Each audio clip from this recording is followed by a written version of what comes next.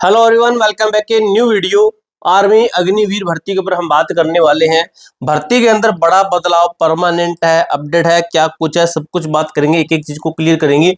Video को like और channel को सब्सक्राइब कर लेना, क्योंकि आगे की जो भी अपडेट है हमारे चैनल के माध्यम से दी जाएगी। अब जितने भी बच्चों ने एग्जाम दिया है अग्निवीर का, जो जीडी जो अभी एग्जाम चल रहा है, जीडी है ट्रेडमैन का, इनका जिन जिन बच्चों ने एग्जाम दिया है या फिर देने वाले, तो इसके ऊपर प्रॉपर मैंने एक वीडियो डाल दी है कि आपका सिर्फ स्कोर कितना होने वाला है, कितने नंबर पर आपकी रनिंग हो सकती है और कितने नंबर पर आपका फाइनल सिलेक्शन पक्का है। दोस्तों बहुत ही कम कट ऑफ है, आप उस वीडियो को देख लेना, हमारे चैनल के ऊपर भी डाली गई है, आप उस वीडियो को एक बार चेक कर लेना, जिसके अंदर हमने प्रॉपर एक एक चीज आपको बता दी है। तो चलिए इस वीडियो को शुरू करते हैं। इसके अंदर देखते हैं कि मिशन ब्लूप्रिंट क्या कहता है, अग्निवीर योजना के संभावित बदलाव, क्या क्या बदलाव है। तो देखिए दस्तावेज जो आपके प्रकार है, नीति विश्लेषण है, विषय के स्थायीकरण प्रक्रिया और 2026 के नए नियम है, स्थिति के आधिकारिक बयानों और आंतरिक जो रिपोर्टों पर आधारित मैं आपको चीजें बताने वाला हूं। ठीक है, वीडियो को ना लास्ट तक देखना, क्योंकि लास्ट तक देखोगे तो आपको एक एक चीज समझ में आ जाएगी। आपका कोई डाउट होगा तो वीडियो के अंदर वो मैं क्लियर कर दूंगा, किसी न किसी स्लाइड के ऊपर क्लियर हो जाएगा। तो वीडियो को लास्ट तक जरूर देखा करो आप। देखिए नीति की पृष्ठभूमि और वर्तमान समीक्षा क्या है। तो देखिए जून 2022 के अंदर लॉन्च हुई है। तो यह अग्निवीर योजना लागू नियम 4 साल की सेवा केवल 25% स्थायीकरण इसके अंदर बताया गया मेरे दोस्त। बाद में देखिए कि फीडबैक और चुनौतियां मिली, इसके बाद में क्या बदलाव हुआ, युवाओं में असंतोष और राजनीतिक दबाव स्पष्ट हुआ कि योजना में व्यवहारिक सुधार की आवश्यकता है। जैसे देखिए मान लीजिए, जैसे हमने घर बनाना शुरू किया तो हमें पता नहीं होता है, जब घर हमारा कुछ हद तक बन जाता है तब हमें पता चलता है यार ये यहाँ पर दरवाजा रखना था, यहाँ पे खिड़की रखनी थी। जैसे चीजें बनती है उसके बाद में बदलाव होते हैं। ठीक है, आपने तैयारी शुरू की, आप एकदम से परफेक्ट नहीं हुए, आपको पता चला हाँ भाई मुझे ना इस टाइम के साथ जीके का ये चीज भी पढ़नी थी, मुझे ये चीज भी पढ़नी। धीरे धीरे जो चीजें स्टार्ट होती है वो बाद में जाकर उनके अंदर बदलाव लाते हैं। तो बाद में इनको पता चला कि भाई इस तरीके से कुछ कमियां हैं, कुछ खामियां हैं, इनको सही किया जा सकता है, तो फिर इन्होंने इसके ऊपर काम किया। अब वर्तमान स्थिति क्या चल रही है, 10 सचिवों की केंद्रीय टीम द्वारा आंतरिक सर्वे जारी, नीति में सकारात्मक बदलाव की तैयारी हो रही है। अब क्या बदलाव है वो उसकी ओर बात करेंगे जो वर्तमान में है। तो देखिए 25% से आगे सेना का आंतरिक सर्वे क्या कहता है, केंद्र सरकार 10 सचिव समिति आंतरिक सर्वे का आदेश है। तीनों सेनाओं आर्मी, नेवी, एयरफोर्स को प्रपत्र जारी किया गया।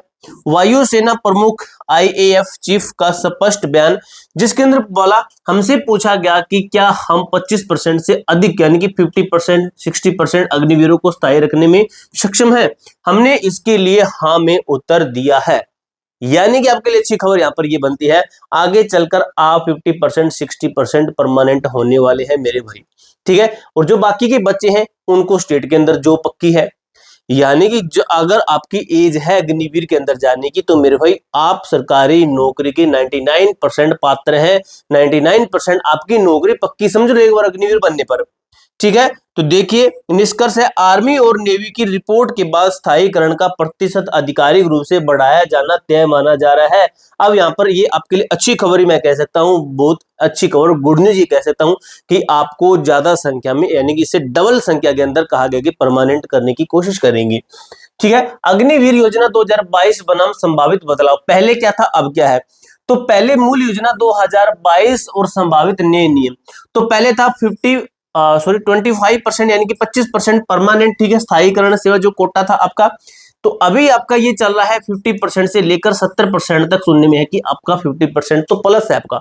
इसके अलावा मान के चलो आप 50% मान लीजिए, ये तो आपका पक्का ही है कि 50% अब पक्का करेंगे।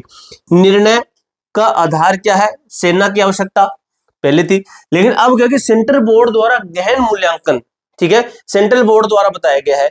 2026 में 75% की वापसी की, 2000 ये था 2022 में 75% को वापसी थी, लेकिन अधिकतम योग्य सैनिकों को स्थायी कमीशन। अब इसके अंदर लगभग भाई आपके कितने 70% है, तो 30%, 20, 25, 30% इतने बच्चों को बाहर वापस भेजेंगे, और जो वापस आएंगे इनकी स्टेट के अंदर नौकरी पक्की है। तो ये बदलाव है। आगे और भी क्या चीजें हैं, काफी सारी स्लाइड है, मैं आपको क्लियर करूंगा। तो मेरे दोस्त मेरे भाई देखिए, क्या चयन का पैमाना, सिलेक्शन का जो पैमाना है, स्थायी सैनिक कौन बनेगा, कौन बनेगा स्थायी सैनिक, भी ये होना चाहिए ना, भी कौन बनेगा कौन। तो देखिए 100% अग्निवीर बैच बनते हैं, 4 साल निरंतर मूल्यांकन होता है, 4 साल निरंतर चलता है काम। उसके बाद में 50% से 70% उत्कृष्ट सैनिक स्थायी हो जाते हैं।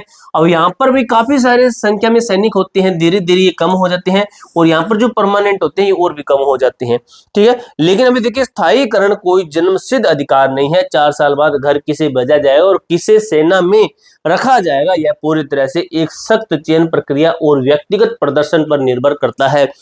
आपके व्यक्तिगत पर निर्भर करता है, आपने कैसा वहां पर टाइम स्पेंड किया, अपने टाइम कैसा निकाला, उसके ऊपर डिपेंड करता है। अब देखिए मेरे भाई, स्थायीकरण के 6 मुख्य स्तंभ क्या है।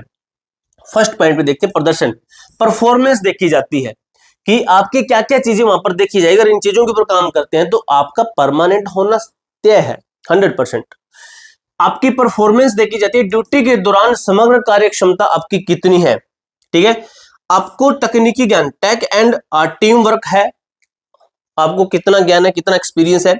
हाई टेक हथियारों का संचालन और टीम के साथ काम करने की क्षमता है या फिर नहीं है, ठीक है। व्यवहार, आपका व्यवहार सबसे मोस्ट इंपोर्टेंट में रखा जाता है। अधिकारियों और सहकारियों के साथ आचरण आपका कैसा है। ये पॉइंट कहता है अनुशासन, डिसिप्लिन, सैन्य नियमों का सख्त पालन आपने किया है या फिर नहीं किया है। शारीरिक दक्षता, फिटनेस आपकी अभी कैसी है, पहले कैसी थी, क्या आपने फिटनेस के ऊपर काम किया या फिर वैसा ही आपका चलता आ रहा है। तय मानकों पर लगातार खरा उतरना, ठीक है। मेडिकल रिकॉर्ड, मेडिकल का भी आपका होता है। अब इसके अंदर क्या है कि 4 साल के दौरान पूर्णतः स्वस्थ और फिट रहते हैं आप, मेडिकल के अंदर फिट है, वही चीजें आपकी सेम है, आप एकदम से परफेक्ट है। आपका सिलेक्शन नीचे नोट, इन 6 स्तंभों पर सेंट्रल बोर्ड द्वारा कड़ी नजर रखी जाती है। इन 6 पॉइंट को नोट डाउन कर सकते हो, इसका आप स्क्रीनशॉट ले सकते हो। मैं यहाँ पर खड़ा हो जाता हूं तो इसका स्क्रीनशॉट लेकर रख लीजिए, इन्हीं के ऊपर आपको काम करना है मेरे दोस्त, मेरे भाई। देखिए, सेंट्रल बोर्ड मूल्यांकन प्रक्रिया, डेटा एकीकरण एकत्रीकरण होता है। 4 साल की सेवा के दौरान प्रत्येक स्तर पर जवान की प्रदर्शन की रिपोर्टिंग बनती है, रिपोर्ट बनती है। सेकंड चरण में तकनीकी और जो है सामरिक समीक्षा होती है। हथियार संचालन और हाईटेक उपकरणों के उपयोग की दक्षता, इसका आंकलन किया जाता है। अंतिम बोर्ड समीक्षा, सेंट्रल बोर्ड द्वारा सभी 6 मापदंडों का समग्र विश्लेषण किया जाता है। क्या ये सभी 6 मापदंड पूरे करता है, भी एक आधा कोई थोड़ा सा कम होगा, कोई दिक्कत नहीं है। क्या सभी को अच्छे से पूरा करता है, तो बिल्कुल एकदम से परफेक्ट है। चरण 3 कहता है, सेना की जरूरत और योग्यता के आधार पर स्थायी सैनिक के रूप में नियुक्ति मिल जाती है। 4 साल का निरंतर जो आपका समय रेखा ये बनता है। अब देखिए मेरे दोस्त, नीति बनाम प्रदर्शन, आपका नियंत्रण कहाँ है। सरकार का निर्णय, स्थायीकरण का 50%, 60%, 70% तय करना, वेतन और भत्ते निर्धारित करना, आपका व्यक्तिगत चयन, सैनिक का संकल्प, फिटनेस, अनुशासन और तकनीकी ज्ञान 60% टॉप परसेंटेज में अपनी जगह बनाना, यह है। समीकरण कहता है, स्पष्ट है, कोटा चाहे जो भी हो, परमानेंट केवल वही होंगे जो 4 साल तक सर्वश्रेष्ठ प्रदर्शन करेंगे, वाव से बचे। ट्रेनिंग पर अपने ध्यान दीजिए, ठीक है। अब क्या है 2026 जो माइलस्टोन ट्रैकर, क्या क्या स्पष्ट होगा, क्या क्या चीजें स्पष्ट होगी। तो देखिए, स्थायी कोटा पर परमानेंट कोटा के कितने प्रतिशत को घर भेजा जाएगा और कितने को रखा जाएगा, इसका अंतिम आंकड़ा। आयु सीमा, भविष्य की भर्तियों के लिए आयु सीमा में संभावित बदलाव है। जो शहीद का दर्जा है इसकी ओर बोला गया, शहीद का दर्जा देंगे। जो एक्टिव पैकेज और promotion, exit promotion, found promotion, बाहर होने वाले जवानों को फंड और स्थायी होने वाले का रैंक प्रमोशन ढांचा, इस तरीके से बताया गया है। श्रेष्ठता ही आपका स्थायीकरण है, यानी कि आपकी परमानेंट का एकमात्र रास्ता है, ठीक है, एकमात्र ही मार्ग है। योजना में बदलाव लागू होते हैं, लेकिन सेना के मानक नहीं बदलेंगे। अपनी फिटनेस, अनुशासन और तकनीकी कौशल को सर्वोच्च स्तर पर रखें। अब ये मतलब नहीं है कि आप मेडिकल के अंदर अनफिट हैं, आपका कोई पॉइंट बन रहा है, आपने इन चीजों पर काम नहीं किया, अपने व्यवहार नहीं सुधारा है, आपको लगता है कि 80% परमानेंट करेंगे तो आपको भी रख लेंगे, तो नहीं भाई, ऐसी बात नहीं है।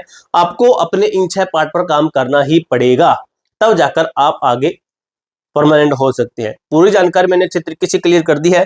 कोई डाउट, कोई क्वेरी हो तो कमेंट बॉक्स में पूछ सकते हैं। मिलते हैं दोस्तों नेक्स्ट वीडियो के अंदर, तब तक के लिए जय हिंद, जय भारत।